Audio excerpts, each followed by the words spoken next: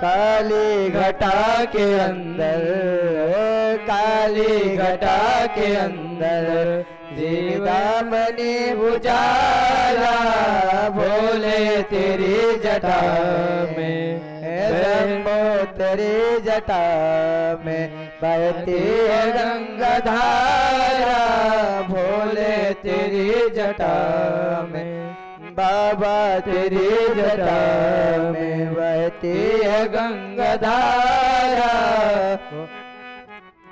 गलमुंड माल राजे शशि भाल में विराजे, गलमुंड माल राजे शशि भाल में विराजे, गलमुंड माल राजे शशि भाल में विराजे, गलमुंड माल राजे शशि भाल में विराजे।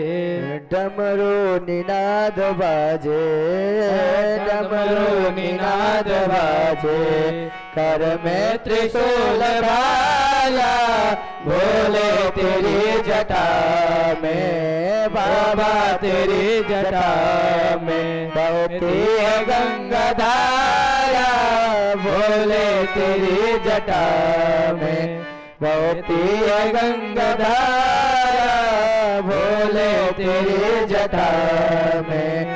शिव नाम जो उचारे सब पाप दोष टाले, शिव नाम जो उचारे सब पाप दोष टाले, भक्तों के कष्ट हारी, भक्तों के कष्ट हारी भव सिंधु पार तारा भोले तेरी जटा में, गंगर तेरी जटा में बहती है गंगा धारा भोले तेरी जटा में, बहती है गंगा धारा भोले तेरी जटा में, बाबा तेरी जटा में। बोलिए उमापति महादेव की जय। भगवान शिव जी के द्वादश ज्योतिर्लिंग का बहुत ही सुंदर महत्व है और इसकी महिमा बड़ी ही अपरंपार है। और जो कुछ भी देखा जाता है, जिसका वर्णन किया जाता है, जिसका स्मरण किया जाता है, वो सब भगवान शिव का ही स्वरूप है। भगवान शिव जी के द्वारा ही भगवान शंभू ने सभी पर अनुग्रह करने के लिए ही देवता, असुर और मनुष्यों के सहित तीनों लोकों को शिवलिंग रूप में व्याप्त करके रखा है। भगवान शिव जी ने समस्त लोकों पर कृपा करने के लिए, समस्त जनमानस में कृपा करने के लिए तीर्थ तीर्थ में और अन्य स्थलों में नाना प्रकार से शिवलिंग को धारण किया। जहां जहां जब जब भक्तों ने भक्ति पूर्वक भगवान शिव जी का स्मरण किया, वहां वहां भगवान अवतार ले करके उन सभी का कार्य जो है संपन्न किया। तो भगवान शिव जी ने समस्त लोकों का उपकार करने के लिए, समाज का कल्याण करने के लिए भगवान शिवलिंग रूप में विराजते हैं। हे ब्राह्मणों, पृथ्वी पर जितने भी शिवलिंग हैं उनकी गणना नहीं की जा सकती है, लेकिन फिर भी मैं प्रधान प्रधान शिवलिंगों का परिचय देता हूं।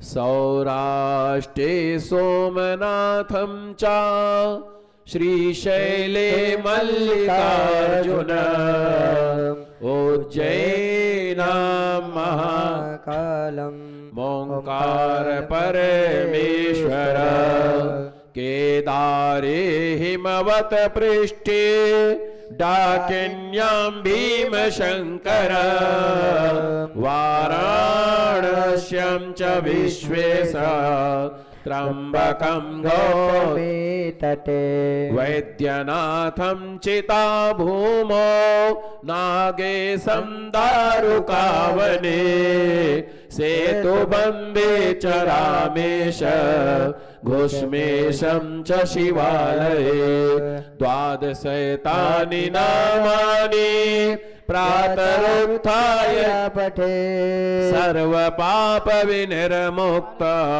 सर्व सिद्धि फलम लभे। सौराष्ट्र में सोमनाथ, श्रीशैल पर मल्लिकार्जुन, उज्जैन में महाकाल, ओंकार तीर्थ में परमेश्वर, हिमालय के शिखर पर केदार, डाकिनी में भीम शंकर, वाराणसी में विश्वनाथ, गोदावरी के तट पर त्रयंबक, चिता भूमि में वैद्यनाथ, दारुका वन में नागेश्वर, सेतुबंध में रामेश्वर और शिवालय में घुष्मेश्वर का स्मरण करना चाहिए।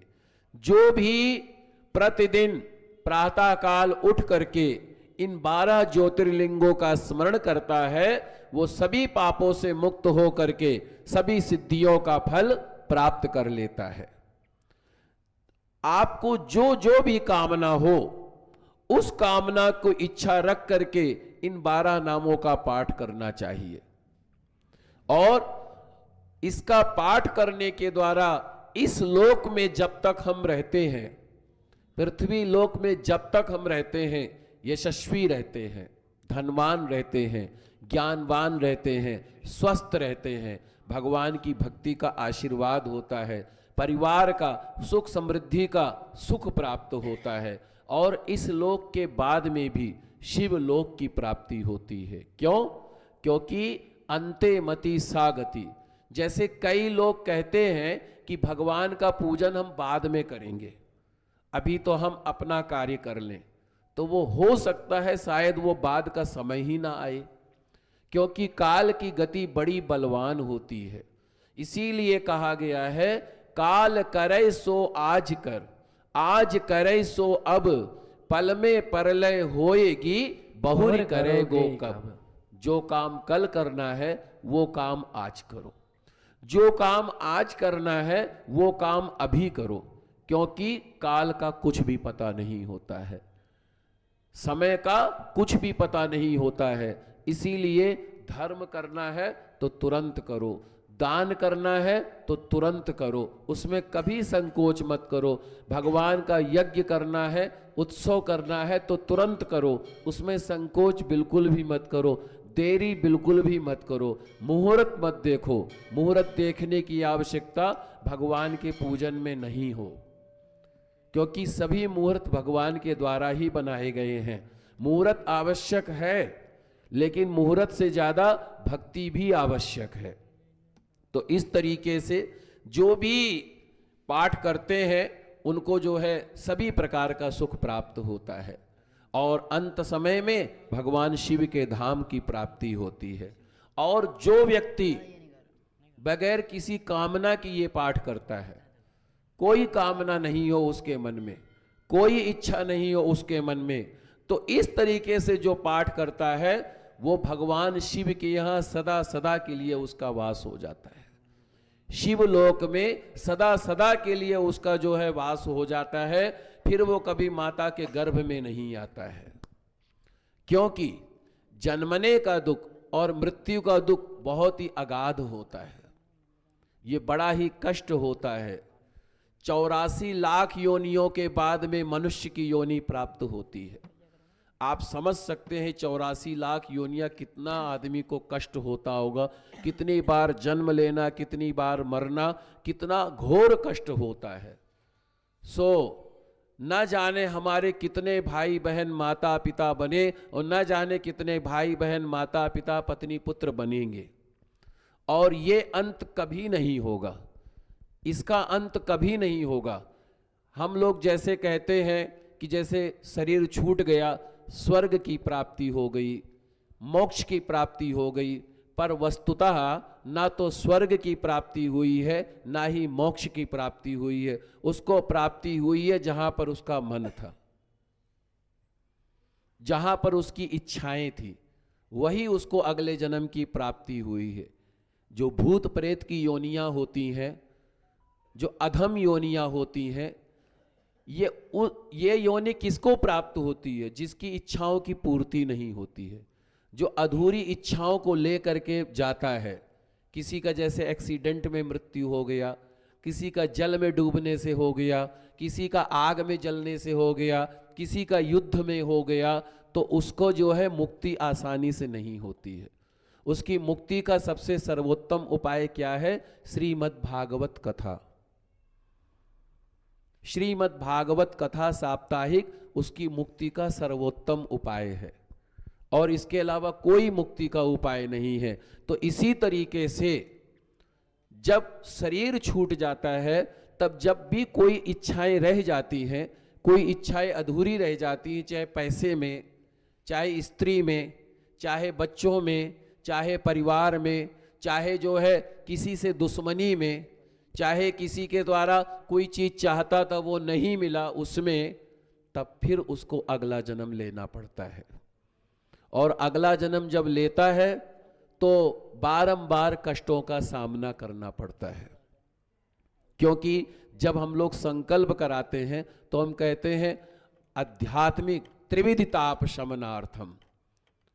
तो मानसिक कष्ट, शरीर कष्ट, और जो है ऊपरी देव के द्वारा जो कष्ट है, ये 3 प्रकार का कष्ट व्यक्ति को भोगना पड़ता है। और तो इसीलिए इसकी निवृत्ति का सबसे सर्वोत्तम उपाय क्या है? भगवान शिव जी के 12 ज्योतिर्लिंगों का नाम स्मरण करना। बड़ा ही सरल है, बहुत ही छोटा सा है, 1 मिनट के अंदर ये पाठ हो जाता है। आप भगवान शिव जी के मंदिर में जब जल चढ़ाते हैं तो इस श्लोक का पाठ किया करिए। सौराष्ट्रे सोमनाथम चा श्रीशैले मल्लिकार्जुनम। बहुत ही छोटा सा मंत्र है ओम नमः शिवाय का, बहुत ही सिंपल सरल सा मंत्र है। तो आपको भगवान शंकर जी की कृपा की, भक्ति की प्राप्ति होती है। और जो निष्काम भाव से भगवान की भक्ति करता है तो भगवान तो स्वयं उसको अपना लेते हैं। कल की बात मैं बोल रहा था कि जैसे कहते कि जो कोई पूजा करता उसको भगवान ज्यादा कष्ट देते हैं, जो कोई भगवान के ध्यान में रहता उसको ज्यादा कष्ट भोगना पड़ता है, पर ऐसा नहीं है। उसको भगवान की भक्ति की प्राप्ति पता है कैसे होती है? जो भगवान का सच्चा प्रेमी होगा ना, अच्छा एक बात बताओ, आप भगवान के सच्चे प्रेमी कैसे हो सकते हो? जब आपका मन, आपकी इच्छाएं संसार में लगी हैं तो आप भगवान के भक्त कैसे हुए? हो ही नहीं सकते। वो तो दिखाने की बात अलग है, पर आपका जो आंतरिक मन है वो तो भगवान के पास में है ही नहीं, वो तो आपके संसार में है। तो भगवान जिससे सच्चा प्रेम करते हैं उससे संसार का सुख छीन लेते हैं, उससे संसार का सुख छीन लेते हैं, परिवार का सुख छीन लेते हैं, धन का सुख छीन लेते हैं, सम्मान का सुख छीन लेते हैं, हर तरीके से उसको बिल्कुल जो है शून्य पे ले आते हैं। तब वो भगवान की भक्ति को प्राप्त करता है और तब भगवान की भक्ति मिलती है। इसका अर्थ ये नहीं है कि भगवान आप प्रेम करेंगे तो सब कुछ छीन लेंगे, वो आपको दिखता है। भगवान आपको सब कुछ उसका कई गुना देते हैं, लेकिन जो वास्तविक प्रेम होता है, अब हम मंदिर में जैसे दर्शन कर रहे हैं तो हम भगवान को प्रणाम करते हैं, भगवान को नमन करते हैं, लेकिन वाकई में भगवान को प्रेम नहीं करते हैं। वाकई में हम भगवान को प्रेम नहीं करते, हम प्रेम करते हैं परिवार को। करते हैं कि नहीं करते? हम प्रेम करते हैं सम्मान को, हम प्रेम करते हैं धन को, हम प्रेम करते हैं मान सम्मान को, हम प्रेम करते हैं अपने आप को जो है अच्छा बनाने को। भगवान से कहाँ प्रेम करते हैं? भगवान को तो सिर्फ हमने एक सामाजिक जिम्मेदारी का वो ले रखा है कि हमको भी लगे कि लोग कहें हम भी जो है भगवान को मानते हैं। लेकिन वस्तुतः जब आप भगवान को मानेंगे तो आपको भगवान के सिवा कुछ अच्छा ही नहीं लगेगा। ना आपको भूख लगेगी, ना आपको प्यास लगेगी, ना आपको नींद आएगी, ना आपको कुछ छूटने का डर होगा, ना कुछ पाने का अभिमान होगा। हर तरीके से आप बिल्कुल अलग हो जाएंगे। और यही भक्ति पता है किसने प्राप्त की है? सूरदास जी ने, सुदामा जी ने, मीरा ने, रैदास जी ने, नरसी जी ने, जितने भी बड़े बड़े भक्त हुए हैं, रहीम जी ने, कबीर जी ने, जितने भी बड़े बड़े भक्त हुए हैं और जितने भी भक्त होंगे माता शबरी ने, सो वो जो है निष्काम भक्ति होती है। तो इसी तरीके से जब आप जो है निष्काम भाव से भगवान का 12 ज्योतिर्लिंगों का पाठ करते हैं तो भगवान शिव आपको गले लगा लेते हैं। और मैं आपको इस बात को कह रहा हूं, आप निष्काम भाव से भगवान शिव जी का पूजन कीजिए, 1.25 महीने के अंदर भगवान शिव साक्षात आपके स्वप्न में आएंगे। मैं हकीकत बता रहा हूं। और एक दिन भगवान शिव का साक्षात दर्शन भी हो जाएगा आपको। कोई बड़ी बात नहीं है, क्योंकि भगवान तो प्रेम के भूखे हैं। और भगवान प्रेम के भूखे हैं तो वो एक बात बताइए, कोई अगर किसी से सच्चा प्यार करता है तो क्या वो चाहता है कि आपका सब कुछ बर्बाद हो? नहीं चाहता है। वो तो ये चाहता है आपको बनाने के लिए अपने आप को न्यौछावर कर देता है, आपको बनाने के लिए अपने आप को मिटा देता है। पर फिर वही बात कहता हूं, क्या जो अच्छे लोग होते हैं वो अच्छे लोगों को पहचान नहीं पाते हैं, और जब तक पहचानते हैं तब तक बहुत देर हो चुकी होती है। सो ये देरी जो है कभी कभी कष्ट का कारक बनती है। तो इसीलिए आप भगवान की भक्ति करें, मांग करें, करना भी चाहिए, लेकिन मांग कैसी करें? मंदिर में आए पूजन करने, भगवान से झोली फैला के मांगे, मैं मना नहीं करता मांगने के लिए। भगवान शिव जी की पूजा करें, मांगे जो मांगना हो। मेरे भोले बाबा तो भंडारी है, जो मांगोगे वो मिलेगा आपको, सब कुछ देगा। लेकिन कैसा मांगे कि प्रभु आपकी इच्छा है तो दे दो, नहीं इच्छा है तो रहने दो। क्या आपकी इच्छा है तो दे दो, नहीं इच्छा है तो रहने दो। श्री दुर्गा सप्तशती का पाठ किन किन लोगों ने किया है बताएंगे जरा? आप लोगों ने? आपने किया? आप सबने? उसमें एक स्तुति आती है, ना मंत्रम नो यंत्रम तदपि च न जाने स्तुति कथा। पाठ करते हैं आप लोग? करते हैं कि नहीं करते? उस मंत्र के आखिरी मंत्र पर यह लिखा है कि हे मां, जो आपको अच्छा लगे वो आप करो। अगर आपको अच्छा लगता है, मेरी मनोकामना पूरी होनी चाहिए तो कर दो, नहीं अच्छा लगता है तो मत करो। तो ये भक्त का भाव होता है कि हे प्रभु, आपकी जो इच्छा है आप वो करो। और दूसरी बात, निष्काम भाव से कर्म करो कि जो प्रभु आप अच्छा लगे वो आप करो। तो इससे आपको भगवान की भक्ति की, निष्काम भक्ति की प्राप्ति होती है। और हमारे जीवन में, सबकी जीवन में युद्ध चलता है, सभी के जीवन में युद्ध चल रहा है। हम सब यहां पर बैठे हुए हैं, हम सब के जीवन में युद्ध है। कोई व्यापार के लिए युद्ध कर रहा है, वो सोचता है मेरा बिजनेस बहुत अच्छा चले। कोई नौकरी में पदोन्नति प्राप्त करने के लिए युद्ध कर रहा है, वो सोच रहा मेरी नौकरी में और अच्छा जो है स्थान मुझे मिले। कोई किसी के प्यार को पाने के लिए युद्ध कर रहा है कि हमारी चाहत का ये व्यक्ति या ये हमको मिले। कोई किसी की तृष्णा से युद्ध कर रहा है, कोई किसी की शत्रुता से युद्ध कर रहा है, और कोई अपने परिवार की सुख समृद्धि को प्राप्त करने के लिए युद्ध कर रहा है। हमारी माताएं बहनें अपने परिवार को सुख प्रदान करने के लिए, अपने बच्चों को सुख समृद्धि देने के लिए युद्ध कर रही है। मैं समाज का मार्गदर्शन प्रदान करने के लिए युद्ध कर रहा हूं। आप सब सच्चे गुरु को प्राप्त करने के लिए, वास्तविक संत को प्राप्त करने के लिए युद्ध कर रहे हैं। हम सब के जीवन में युद्ध है, महायुद्ध है, महाभारत है हम सब के जीवन में। और इस महाभारत का फैसला करने वाला कौन है?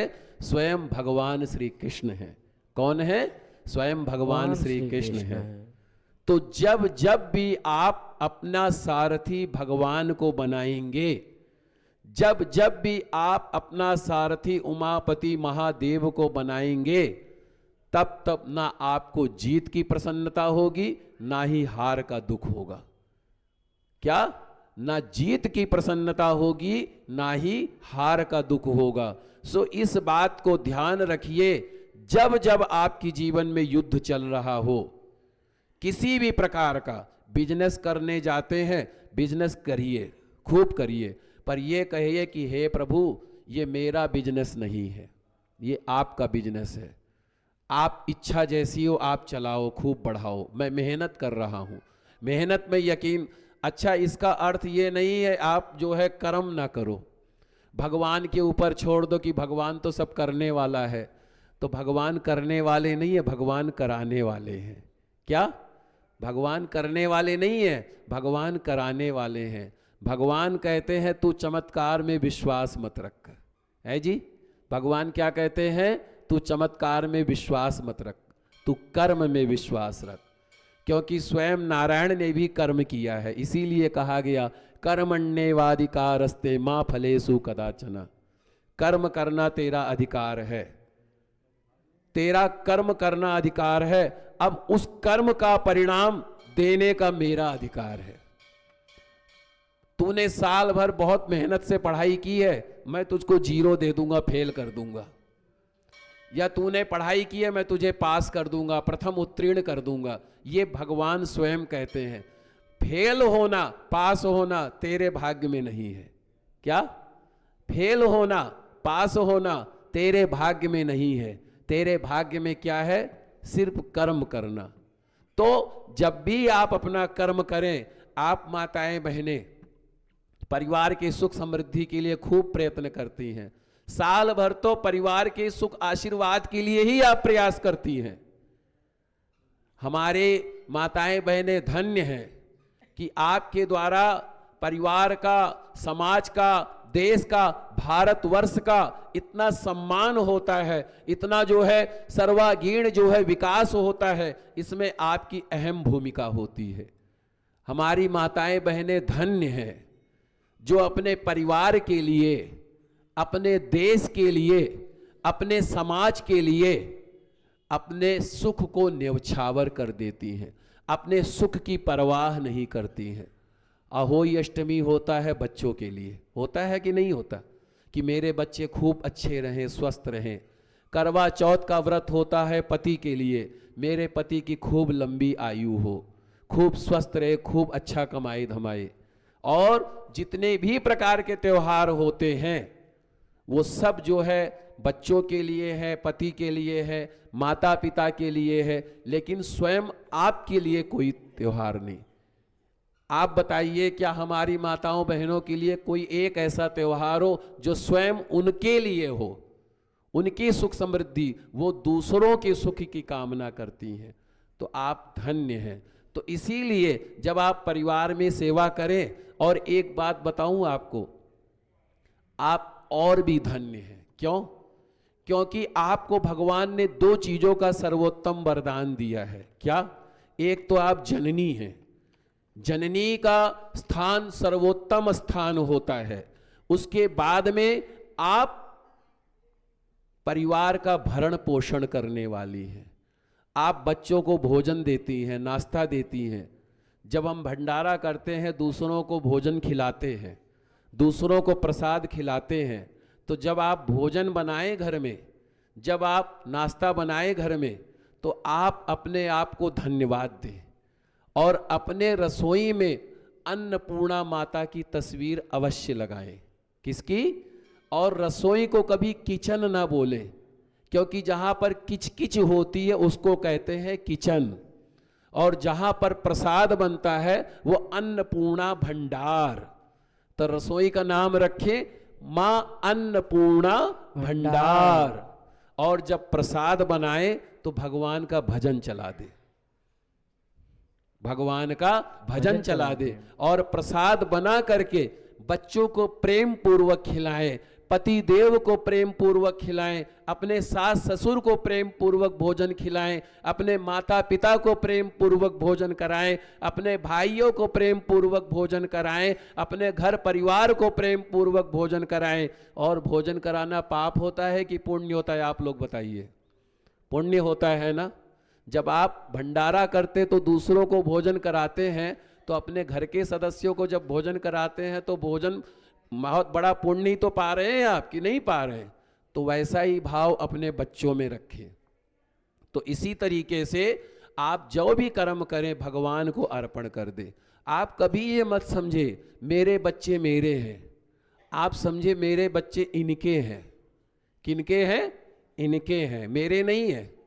क्योंकि जन्म से पहले मुझे कहाँ पता था मेरा बच्चा कौन है, और मृत्यु के बाद भी मुझे कहाँ पता रहेगा कि मेरा बच्चा कौन था। ठीक है। तो इसीलिए ईश्वर अंश जीव अविनाशी। क्या? ईश्वर अंश जीव अविनाशी। ईश्वर का अंश है ये जीव। तो अपने बच्चों में भगवान का स्वरूप देखे।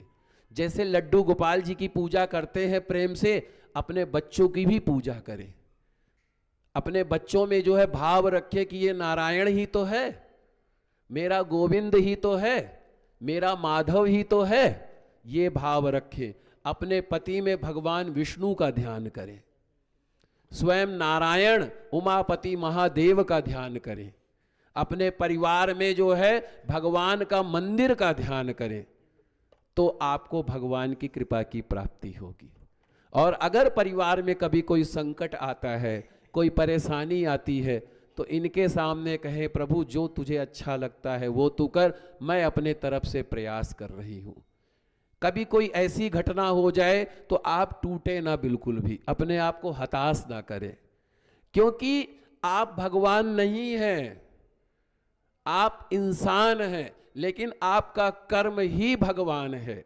सो आप ऐसा कर्म करें कि जिससे जो है प्रयास अच्छा करें। जैसे मैं आपके यहाँ कथा करने आया हूँ, तो मैं कथा तो और भी तरीके से कर सकता हूँ, पर मैं भाव के द्वारा कथा कर रहा हूँ, मन के द्वारा कथा कर रहा हूँ, प्रेम के द्वारा कथा कर रहा हूँ, सच्चे वास्तविक श्रद्धा के द्वारा कथा कर रहा हूँ, क्योंकि ये मेरा कर्म है। अब इस कथा के द्वारा मुझे क्या मिले क्या ना मिले ये मेरे हाथ में नहीं है। क्या? ये मेरे हाथ में नहीं है, ये इनके हाथ में है। किनके हाथ में है? इनके हाथ में है। तो मेरा कर्म क्या है? मेरा कर्म है भगवान की कथा करना, मेरा कर्म है। ऐसे ही आप मेरे भाई हैं। आप लोग जब बिजनेस करने जाएं तो बिजनेस करते हुए ये सोचिए मेरा बिजनेस नहीं है, ये स्वयं नारायण का बिजनेस है। किसका बिजनेस है? नारायण का बिजनेस है। भगवान न करे कभी आपकी बिजनेस में घाटा हो जाए, तो कभी अपने आप को हताश ना होने दे, कभी आपको टूटने ना दे, कभी अपने आप को गलत दिशा की तरफ मत सोचे। ये सोचे कि शायद आज वो मुझसे ये काम नहीं करवाना चाहता है। क्योंकि मैं एक बात बता रहा हूं, आप सबने भी सुना होगा, भगवान जब एक लेता है तो 10 देता है। भगवान जब एक लेता है तो 10 देता है। तो बिजनेस करते हुए ये भाव रखें, मेरा काम चले या ना चले, पर मैं अपने काम को पूरे ईमानदारी से करूंगा। क्या? मैं अपने काम को पूरे ईमानदारी से करूंगा, मेहनत करूंगा, और इसके लिए जैसा जो नियम होता है वो नियम भी करूंगा, पर किसी के साथ विश्वासघात नहीं करूंगा, किसी के साथ में गलत नहीं करूंगा। अगर आपका अन्न का काम है या कोई सब्जी का काम है, फल का काम है, तो उसमें प्रयास करें मिलावट ना करें। आप शुद्ध वस्तु प्रदान करें, शुद्ध खाद्य पदार्थ करें। हो सकता है आप मिलावट करके 100 रुपया कमा लेंगे, और हो सकता है शुद्ध तरीके से आप 2 रुपया कमाएंगे, पर वो 2 रुपया आपका 2 करोड़ रुपया हो जाएगा। क्या? वो 2 रुपया आपका 2 करोड़ रुपया हो जाएगा, और उससे कितने लोगों की दुआएं लगेंगी, कितने लोगों का आशीर्वाद लगेगा। ये भाव रखिए। घाटा हो इनको बोलिए, देखो भाई हमने मेहनत किया है, अब आप घाटा कर रहे हो करवा दो, मुझे कोई फर्क नहीं पड़ता। और लाभ करवा रहे हो तो कभी अहंकार मत बनो। ये मत सोचो आज मैं भगवान बिजनेस से इतना पैसा कमा लिया हूं तो आपके शब्दों में फर्क आ जाए, आपके व्यवहार में फर्क आ जाए, आपके कर्म में फर्क आ जाए। ऐसा काम बिल्कुल मत करो। अपने बिजनेस में सात्विक भाव से बिजनेस करो। ऐसे आप नौकरी करते हो, आप अगर डॉक्टर हैं तो जब आपका जो पेशेंट है, जो आपका मरीज है, उसमें स्वयं नारायण को देखे, ना कि ये समझे कि आज इसको जो है चीर फाड़ करके इसका काम तमाम करता हूँ, 1 करोड़ रुपए का चेक मिलना लिखा है, पर वो 1 करोड़ का रुपए का चेक आपका 100 अरब रुपया बर्बाद कर देगा। क्योंकि वो भी किसी का बच्चा है, वो भी किसी का भाई है, वो भी किसी की बहन है, वो भी किसी की माँ है। तो अपना काम ईमानदारी से करो। हाँ, अगर आपके काम में नुकसान हो गया, हताश मत हो, इनको अर्पण करो। प्रभु मैंने तो अपने तरीके से कर्म कर दिया है, सच्चे भाव से किया है, आपका सुमिरन करते हुए किया है, अब आपकी जो इच्छा है आप वो करो, मुझे कोई फर्क नहीं है। ऐसे अगर आप शिक्षक हैं, शिक्षक बहुत बड़ी पदवी होती है भाई साहब, बहुत बड़ी पदवी होती है शिक्षक की, क्योंकि एक शिक्षक 1000 कुलों को तारता है, 1000 बच्चों के भविष्य का निर्माण करता है। तो अगर एक जो शिक्षक है अगर अपने फायदे के लिए बच्चों को उचित शिक्षा प्रदान नहीं करता है, बच्चों को अच्छे संस्कार नहीं देता है, अपने कमाने के चक्कर में बच्चों के भविष्य से खिलवाड़ करता है, तो कहीं ना कहीं एक ना एक दिन उसके बच्चों के साथ भी खिलवाड़ होता है। सो इसीलिए आप पढ़ाते हो तो बच्चों को मन से पढ़ाओ। ऐसी ही आप कोई भी काम करते हो, आप वकील हो, जज हो, डॉक्टर हो, पुलिस में हो, आर्मी में हो, नेता हो, अभिनेता हो, कथावाचक हो, पंडित हो, कोई भी हो, कुछ भी हो, प्रयास करो अपना काम हम पूरी ईमानदारी से करेंगे। कभी भी सरकार को मत कोसो। मैं पेपर में पढ़ता हूं, कहीं कोई घटना हो गई सरकार को लोग कोसने लगते हैं, कोई बात हो गई सरकार को, क्यों? क्या सारा काम सरकार ही करेगी? आप क्या करोगे फिर? आप भारत के नागरिक हो कि नहीं हो? तो भारत के नागरिक होने के नाते आपका भी कुछ कर्तव्य बनता है कि नहीं बनता है कि सब काम सरकार ही करेगी? सरकार तो स्वयं आप ही हो। तो आप अपने भविष्य का निर्माण स्वयं करो, अपने द्वारा ऐसा मार्गदर्शन प्रदान करो, समाज आपसे प्रेरणा ले, समाज आपके बताए हुए रास्ते पर चल करके अपना जो है उत्थान करे। सो कोई भी कर्म करो, कुछ भी करो, चाहे नौकरी कर रहे हो, चाहे बिजनेस कर रहे हो, ये भाइयों के लिए कह रहा हूं स्पेशली, इस बात को मन में रखिएगा। तो प्रयास कीजिएगा, अपना काम ईमानदारी से कीजिएगा। आज हमारे विश्व में, हमारे भारत में, आज से अरबों खरबों वर्ष पहले और अरबों खरबों वर्ष के बाद में भी, आज वर्तमान समय में भी जितने भी प्रकार के संकट हैं, जितने भी प्रकार के कष्ट हैं, जितने भी प्रकार की परेशानियां हैं, वो सिर्फ और सिर्फ अपना काम ईमानदारी ना करने की वजह से है। क्योंकि अगर किसी को पदवी मिल गई तो सोचता मैं पदवी का पूरा फायदा उठाऊं, अगर किसी को नाम हो गया तो वो अहंकार में चूर हो जाता है, अगर किसी को विद्या प्राप्त हो गई विद्या में चूर हो जाता है, अगर किसी को धन मिल गया धन में चूर हो जाता है। सो ऐसा काम करो कि जो कुछ भी भगवान ने दिया है उसके मालिक आप मत बनो, इसलिए क्योंकि आप मालिक नहीं हो। इस बात को लिख लो, आप मालिक नहीं हो, मालिक तो सिर्फ और सिर्फ ये है। मालिक तो मैं भी नहीं हूं, मेरे मालिक भी ये बैठे हुए हैं। श्री रामचंद्र कृपालु भजमन हरण भव भय दारुणम नव कंज लोचन कंज मुख कंदर्प पर कंजारुणम। मालिक तो ये है कृष्णाय वासुदेवाय हरे परमात्मने प्रणत क्लेश नाशाय गोविंदाय नमो नमः। मैं तो एक तुच्छ जीव हूं, मैं तो हार्ड मांस का पुतला हूं, मेरे अंदर कुछ भी नहीं है, मैं सिर्फ एक भगवान का अंश हूं। तो यही चीज आप समझो, आप मुसाफिर हो, आप मुसाफिर हो, मालिक सिर्फ ये है। तो जब भी अपना कोई काम काज करो, प्रयास करो, दूसरों को बतलाने से पहले स्वयं में वो चीज करो। मुझे पता है ईमानदारी का रास्ता खतरनाक होता है, मुझे पता है ईमानदारी के रास्ते में बड़ी अड़चनें आती हैं, मुझे पता है ईमानदारी के रास्ते में जो है बड़ी रुकावटें आती हैं, और ईमानदारी से कोई अपना पेट भी नहीं पाल सकता, मुझे पता है, मैं जानता हूं। लेकिन ये भाव रखो कि जो आप दूसरों के लिए कर रहे हो वही स्वयं आपको रिटर्न मिल रहा है। और प्रयास ऐसा करो, कभी किसी का फायदा मत उठाओ, कभी किसी का फायदा मत उठाओ। कोरोना काल का भी समय मैंने देख लिया, इतने से ही समय में सब कुछ देखने का हम सबको मौका मिल गया। कोरोना काल में देखा, जब किसी की मृत्यु हो गई तो किसी की मृत्यु से किसी का कोई लेना देना नहीं, लोग अपना जेब भरने में लगे हुए थे। पर कुछ ऐसे भी लोग थे जो निष्काम भाव से सेवा भी दे रहे थे।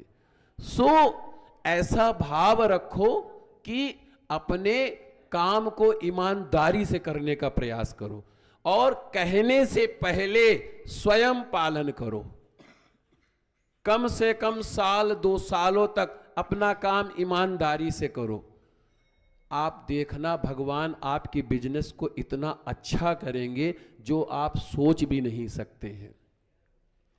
क्योंकि सच्चे व्यक्ति का, सच्चे भक्त का, सच्चे आचरण वाले व्यक्ति को भले कष्ट की प्राप्ति हो, पर एक ना एक दिन उसको अभूतपूर्व सफलता की प्राप्ति होती है, एक ना एक दिन उसको प्रसिद्धि की प्राप्ति होती है, एक ना एक दिन उसको ऐश्वर्य की प्राप्ति होती है। जो सत्य की राह पर चलता है, जो ईमानदारी की राह पर चलता है। सो अपना काम कैसे करो?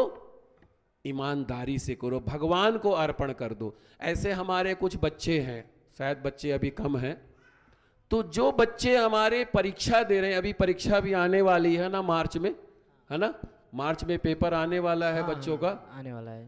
तो मैं कहना चाहूंगा अपने प्यारे प्यारे बच्चों से, बेटा आप पढ़ाई के लिए पुरजोर मेहनत करो, खूब मेहनत करो, पढ़ाई करो, क्योंकि शिक्षा ही आपको आगे लेके जाएगी, शिक्षा ही आपको सर्वांगीण आपका विकास करेगी। पढ़ाई खूब करो, लेकिन पढ़ाई से ये मत सोचो कि अब मैं संकल्प करता हूं 100% नंबर लाके दिखाऊंगा। ये मत कहो, ये कहो मैं पढ़ाई कर रहा हूं, जितना नंबर आएगा इनकी मर्जी है। क्या? जितना नंबर आएगा इनकी मर्जी है। अगर मेरी मेहनत सफल नहीं हुई तो क्या हुआ, अगली बार मेहनत करूंगा। उस बार भी मेहनत सफल नहीं हुई तो क्या हुआ, उससे अगली बार मेहनत करूंगा। सो प्रयास कभी भी जो है निष्फल नहीं होता है, प्रयास कभी भी बेकार नहीं होता है। क्यों? करत करत अभ्यास के जड़ मति होत सुजान, रसरी आवत जात है सिर पर परत निशान। अभ्यास के द्वारा सभी कार्य सिद्ध किए जा सकते हैं, अभ्यास के द्वारा सभी कार्यों की पूर्ति की जा सकती है। सो अगर पढ़ाई में अच्छे नंबर ना आए, हताश मत हो, दुखी मत हो, परेशान मत हो, फिर से मेहनत करो। और अगर अच्छे नंबर आ जाएं, पूरे स्कूल में उत्तीर्ण हो जाओ, तो कभी अहंकार मत करो। उन बच्चों का मजाक मत उड़ाओ जिन बच्चों का नंबर कम आया है, उन बच्चों में हीन भावना मत भरो जिन बच्चों का नंबर कम आया है, बल्कि उनका विकास करो, उनको सांत्वना दो। कोई बात नहीं दोस्त, तेरा नंबर कम आया है तो क्या हो गया, अब की बार मैं तेरे साथ में हूं, मैं तुझको जो है पढ़ाई में तेरा साथ दूंगा, मैं तेरा सपोर्ट करूंगा, चिंता मत कर, अगले साल इससे डबल ट्रिपल नंबर आएगा तेरा। जब कोई हार रहा हो, कोई टूट रहा हो, उसका मजाक मत उड़ाओ। और अगर आपको समाज में कोई दीनहीन, दुखी, कोई परेशान व्यक्ति दिखे, कोई टूटा हुआ व्यक्ति दिखे, भूल करके भी उसका मजाक मत उड़ाना, क्योंकि स्वयं नारायण उसके अंदर होते हैं। अगर आपने उसका मजाक उड़ाया, उसका फायदा उठाया, तो कई गुना फायदा आपका उठाने के लिए ये बैठा हुआ है। सो प्रयास ऐसा करना। तो बच्चों, मैंने आपको बताया, मेहनत करो मेरे बच्चों, मेहनत करो। आप माताएं बहनें घर की सुख समृद्धि के लिए खूब प्रयास करो, लेकिन उसमें तल्लीन मत हो जाओ। आप बिजनेस करते हो, बिजनेस खूब करो, पर उसमें तल्लीन मत हो जाओ। आप नौकरी करते हो, नौकरी खूब करो, पर उसमें तल्लीन मत हो जाओ। अर्थात आसक्ति रहित होकर के कर्म करो। क्या? आसक्ति रहित होकर के कर्म करो। ये समझो, कर्म करना मेरा अधिकार है, पर फल पाना, फल देना ना देना इनका अधिकार है। अगर इनकी इच्छा होगी तो देंगे, नहीं इच्छा होगी तो नहीं देंगे। मिल जाए कभी खूब अभिमान में मत आओ, खो जाए हताश मत हो, दुखी मत हो, फिर से उम्मीद करो, फिर से स्वाभिमान। स्वाभिमान का अर्थ है आत्मनिर्भर, अपने आप पर निर्भर रहने का प्रयास करो। सो इस तरीके से जो है भगवान की कृपा की प्राप्ति हो सकती है। तो अपना कर्म भगवान को अर्पण करो, अपना बिजनेस भगवान को। तो अगर आप इस तरीके से करेंगे ना, तो आप देखना परिवार में कितनी सुख समृद्धि आती है महाराज जी, कितना आनंद आता है, कितना प्रेम होता है। और जब परिवार में सुख समृद्धि आती है ना, परिवार में जब प्रेम आता है ना, परिवार में जब प्रसन्नता आती है ना, तो गोस्वामी श्री तुलसीदास जी कहते हैं श्री सुंदर कांड में, जहां सुमति तहाँ संपत्ति नाना, जहां कुमति तहाँ बिटप निधाना। जहां पर सुमति होती है वहां पर कई प्रकार की संपत्ति आती है। अच्छा, एक चीज और है, फिर आगे की कथा कहता हूं कि आप जितने लोग, आप हम लोग कथा सुन रहे हैं, मैं सुना रहा हूं, हो सकता है कुछ लोग नीचे किसी की ड्यूटी लगी हो ही सकता है, ही है, कर रहे हैं। कोई फूलों की सेवा कर रहा है, कोई श्रृंगार की सेवा कर रहा है, कोई भंडारे की सेवा कर रहा है, कोई प्रसाद की सेवा कर रहा है, कोई लाइट की सेवा कर रहा है, कोई संगीत की सेवा कर रहा है, कोई जो है भगवान के पूजन की सेवा कर रहा है, कोई कथा की सेवा कर रहा है, और कोई जो है बाहर अपना जो है पादुका की सेवा कर रहा है। पर आप ये मत सोचना कि अगर आप पादुका की सेवा कर रहे हो तो आप छोटे हो गए। आप ये मत सोचना आप झाड़ू लगा रहे हो तो आप छोटे हो गए। आप ये मत सोचना कि आप कपड़े धो रहे हो तो आप छोटे हो गए। आप ये मत सोचना आपको भंडारी की व्यवस्था मिल गई तो आप छोटे हो गए। आप तो ये सोचना, अगर भले आपकी सेवा पादुका सेवा में लगी है, भले आपकी सेवा झाड़ू लगाने में लगी है, भले आपकी सेवा पोछा लगाने में लगी है, भले आपकी सेवा भगवान का वस्त्र धोने में लगी है, भले आपकी सेवा भगवान की सेवा में लगी है, भले आपकी सेवा जो है बाहर भक्तों का अभिवादन करने में लगी है, तो आप भगवान की वास्तविक सेवा कर रहे हैं। क्योंकि आवश्यक ये नहीं है कि आप यहां पर बैठे हैं तभी आप भगवान की कथा का श्रवण कर रहे हैं। आवश्यक तो ये है आप जहां भी हैं, जिस भी समय में हैं, जिस भी स्थान में हैं, जिस भी काल में हैं, जिस भी समय में हैं, वहां आप मन ही मन नारायण नारायण श्रीमन नारायण नारायण नारायण नारायण नारायण श्रीमन नारायण नारायण नारायण नारायण नारायण श्रीमन नारायण नारायण नारायण भजमन नारायण भजमन नारायण भजमन नारायण भजमन नारायण श्रीमन नारायण नारायण नारायण श्रीमन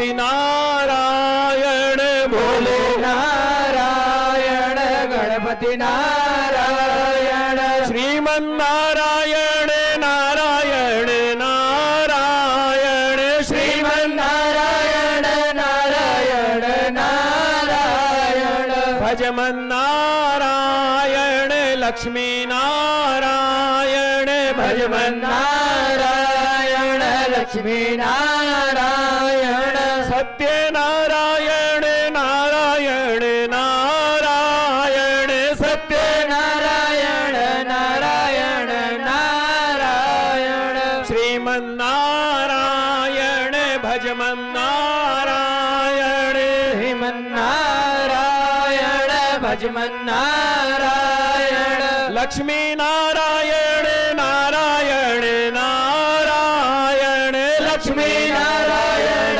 नारायण नारायण श्रीमन नारायण भजमन नारायण श्रीमन नारायण भजमन नारायण भोले नारायण नारायण नारायण भोले नारायण नारायण नारायण श्रीमन नारायण भजमन नारायण श्रीमन नारायण भजमन नारायण गौर नारायण नारायण नारायण गौर नारायण नारायण नारायण श्रीमन नारायण भजमन नारायण श्रीमन नारायण भजमन नारायण लक्ष्मी नारायण नारायण नारायण लक्ष्मी नारायण नारायण नारायण श्रीमन नारायण भजमन नारायण श्रीमन नारायण भजमन नारायण सत्य नारायण नारायण नारायण सत्य नारायण नारायण नारायण श्रीमन नारायण भजमन नारायण श्रीमन नारायण भजमन नारायण श्रीमन नारायण भजमन नारायण श्रीमन नारायण भजमन नारायण श्रीमन नारायण भजमन नारायण श्रीमन नारायण भजमन नारायण बोलिए श्री लक्ष्मी नारायण भगवान की श्री सत्यनारायण भगवान की श्री उमापति महादेव की तो आप ये मत सोचो कि आपकी सेवा पादुका में लगी है, वहीं से बैठे बैठे नारायण का ध्यान करो, है वहीं से बैठे बैठे कथा का सुमिरन करो।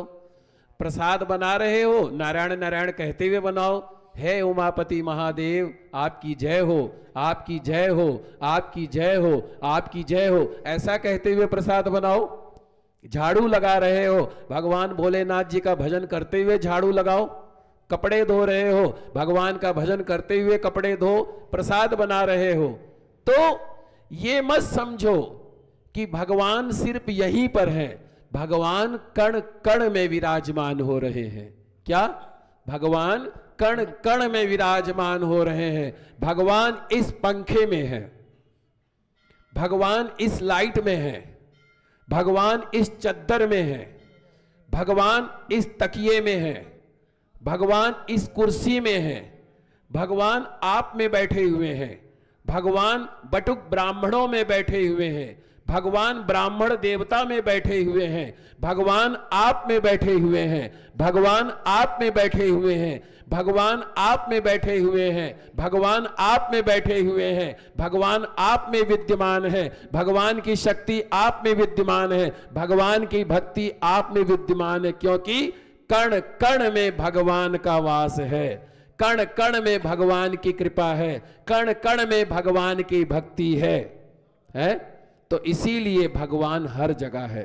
तो जब आप अपना काम ईमानदारी से करोगे, तो भगवान की ही तो सेवा करोगे कि नहीं करोगे? बताओ, करोगे कि नहीं करोगे?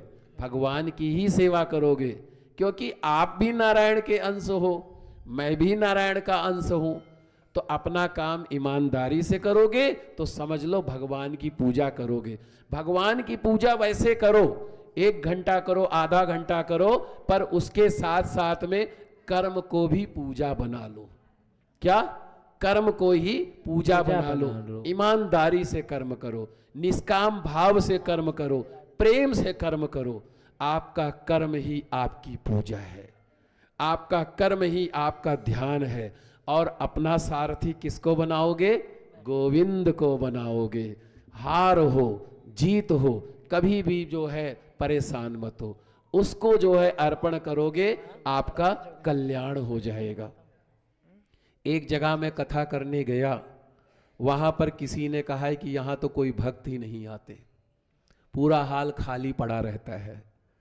तो मैंने उनसे कहा, क्या मैं भक्तों को सुनाने के लिए कथा करने आता हूं? बोले तो? बोले सभी कथावाचक तो भक्तों को सुनाने के लिए ही कथा करने आते हैं, जहां पर कोई नहीं होगा वहां पर किसको सुनाएंगे कथा? तो मैंने कहा, आपको क्या लगता है कि यहां पर कोई नहीं है? बोले हाँ, पूरा हाल खाली पड़ा हुआ है, कोई नहीं है। तो मैंने कहा, आपकी ये सबसे बड़ी भूल है। मैंने कहा, उमापति महादेव जी की तस्वीर लगी हुई है, मेरा भोला तो मेरे सामने ही बैठा है कि नहीं बैठा है? श्री राम परिवार का चित्र लगा हुआ है, तो मेरे राम जी तो बैठे हुए हैं, श्री राधा कृष्ण जी सामने बैठे हुए हैं। अब बताओ, सबसे बड़ा जजमान कौन होता है? सबसे बड़ा जजमान ये है कि नहीं है? और सबसे बड़ा कथावाचक भी ये है? सबसे बड़ा कथावाचक भी ये है। जब भगवान शंकर जी प्रभु श्री राम जी की कथा सुनाने लगे, तो पार्वती जी ने कहा कि हे भोलेनाथ जी, प्रभु श्री राम कौन है? क्या वो स्वयं परब्रह्म परमात्मा है या स्वयं मनुष्य हैं? और अगर भगवान है तो मनुष्यों जैसी लीला क्यों करते हैं? और उनके पिता राजा दशरथ हैं, श्री अयोध्या धाम में जन्म हुआ है, तो उनकी महिमा का वर्णन कीजिए। तो सबसे बड़े कथावाचक पता है कौन है? उमापति महादेव जी है। कौन है? उमापति महादेव जी है। तो जब पार्वती जी कहती हैं कि भोलेनाथ जी, मुझे जो है प्रभु श्री राम जी का चरित्र सुनाने की कृपा कीजिए, तो भगवान भोलेनाथ जी पता है क्या कहते हैं? जो एक अच्छा कथावाचक होता है, जब उससे धर्म की चर्चा की व्याख्या की जाती है, मैं सच बताऊं, मुझे एक चीज से बहुत ज्यादा डर लगता है, घड़ी से। सच बता रहा हूं, मुझे घड़ी से बहुत डर लगता है। मैं सोचता हूं ये घड़ी पलट के रख दी जाए, जिससे समय का पता ही ना चले कि 6:30 बज गया है। मैं तो सोचता हूं एक बार प्रारंभ हो तो चलता रहे अनंत काल तक ज्ञान की चर्चा। पर मैं सोचता हूं भाई, तुम जैसे हो वैसे दूसरे थोड़ी हो सकते हैं। दूसरों को संसार का काम है, तुम्हारा काम क्या है? कथा भागवत करना, तुम तो करते रहोगे। लेकिन सच बताऊं, इस घड़ी को जब देखता हूं तो मेरे मन में धक धक होने लगता है। मैं कहता हूं अब टाइम आया, अब टाइम आया, अब टाइम आया। और जैसी ही आनंद की पराकाष्ठा शुरू होती वैसे समय स्टॉप। क्या करोगे? मजबूरी रहती है। जब मुझे कथा में इतना आनंद आता है, इतना आनंद आता है, इतना आनंद आता है कि ऐसी प्रसन्नता, ऐसी खुशी मुझे कहीं मिलती ही नहीं है। ऐसी प्रसन्नता, ऐसी खुशी महाराज जी मुझे कहीं नहीं मिलती है। मन करता है सत्संग का प्रवाह चलता रहे, सत्संग की गंगा चलती रहे, सत्संग का जो है धार चलता रहे। क्या हुआ? कोई नहीं आता है तो क्या हुआ? कोई बात नहीं, हम तो इनको कथा सुनाएंगे बिठा करके। और मैंने उस दिन यही कहा कि मैं वाकई में भक्त आए, स्वागत है भाई, कथा सुन रहे हैं, स्वागत है।